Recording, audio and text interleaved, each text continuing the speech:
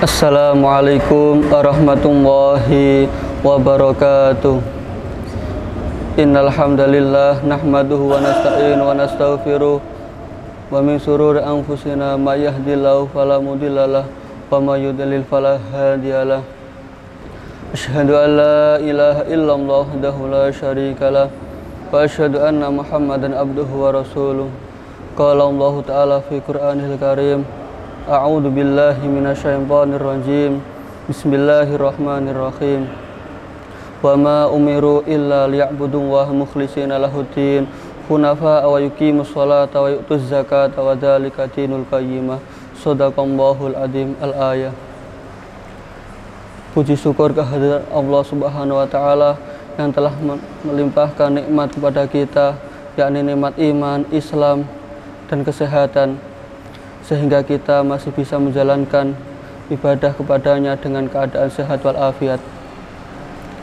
Kedua kalinya sholawat serta salam marilah kita haturkan kepada baginda agung Nabi Muhammadin sallallahu alaihi wasallam, Nabi yang kita harapkan syafaatnya besok kelak di hari kiamat nanti.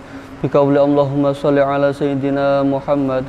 Semoga dengan bacaan sholawat tadi kita mendapatkan syafaat dari beliau besok di hari kiamat nanti. Amin ya rabbal alamin. Pada kesempatan yang berbahagia ini kami ingin menyampaikan kultum tentang ikhlas. Mungkin semua orang telah mengetahui apa yang dimaksud dengan ikhlas. Ikhlas adalah melakukan suatu amal tanpa ambalan apapun. Dalam konteks Islam, ikhlas adalah menjalankan suatu amalan ibadah karena Allah Subhanahu wa taala. Oleh karena itu, marilah kita praktekkan ikhlas tersebut dalam kehidupan kita sehari-hari. Contohnya ikhlas dalam bekerja, ikhlas dalam beramal, dan ikhlas dalam beribadah. Kita niatkan semua amalan ibadah yang kita lakukan hanyalah karena Allah Subhanahu wa taala. Jangan sekali-kali kita melakukan amalan ibadah karena ingin dipuji oleh manusia. Nah, bagaimana supaya kita bisa menjadi ikhlas dalam menjalankan suatu amalan ibadah tersebut?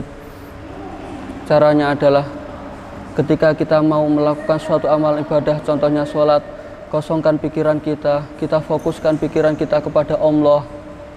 Kita niatkan semua amalan ibadah yang kita lakukan hanyalah kepada Allah Subhanahu wa taala. Kita tinggalkan urusan dunia, rasakan bahwa Allah Subhanahu wa taala itu ada di depan kita. Kita selalu diawasi olehnya.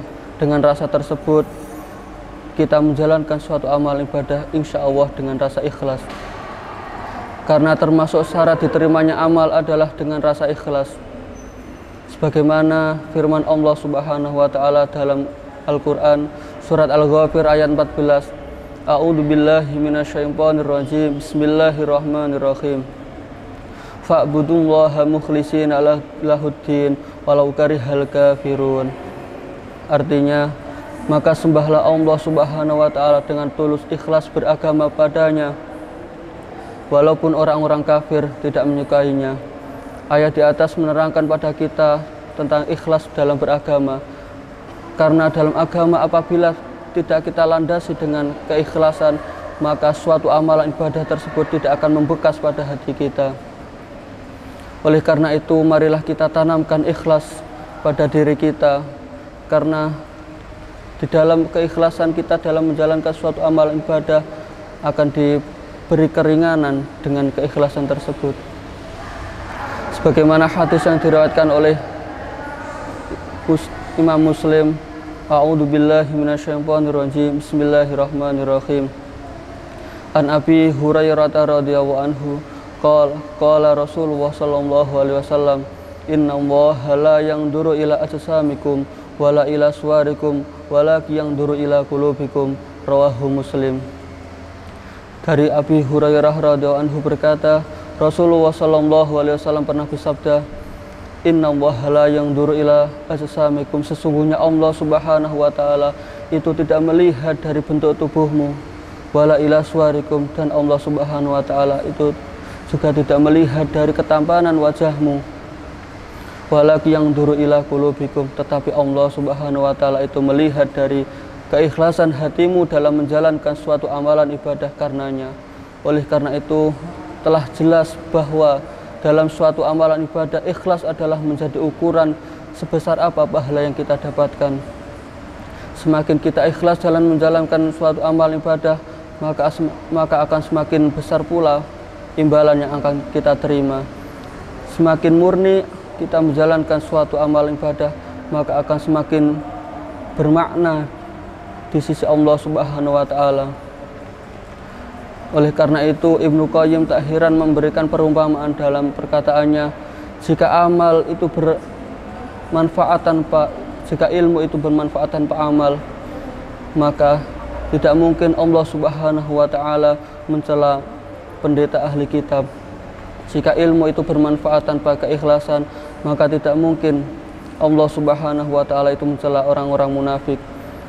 Semoga kita dijadikan orang-orang yang selalu ikhlas dalam menjalankan suatu amalan ibadah karena Allah Subhanahu wa Ta'ala. Allahumma ja'alna min ibadikal khalisin. Ya Allah, semoga Engkau jadikan hamba-Mu ini orang-orang yang selalu ikhlas dalam menjalankan ibadah kepadamu.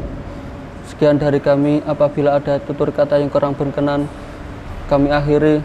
Ihdinas siratal mustaqim. Wassalamualaikum warahmatullahi wabarakatuh.